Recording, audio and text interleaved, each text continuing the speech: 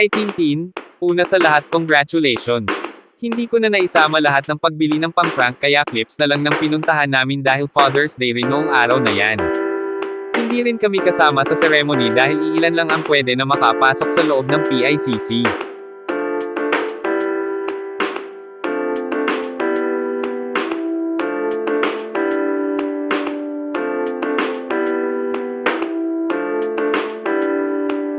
At dumating na nga ang ipaprank, nagpicture-picture muna sila bago binigay ang regalo.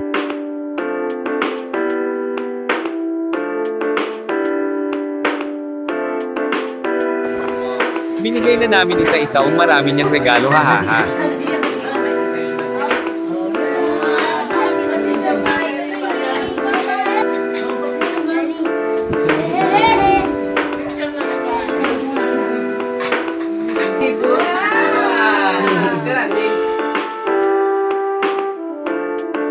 Pinahirapan muna talaga namin siya bago makuha ang reward, binalot namin ng maraming gift wrappers para talagang mas mahirap.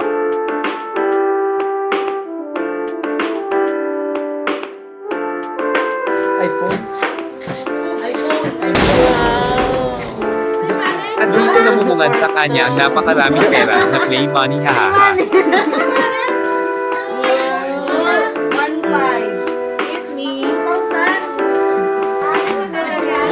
Pero binigay pa rin namin yung totoo, hindi ko na lang ipapakita kasi baka ma-hold up pa siya. At sa wakas kainan na. Dahil kanina pa kami nagugutom, hahaha.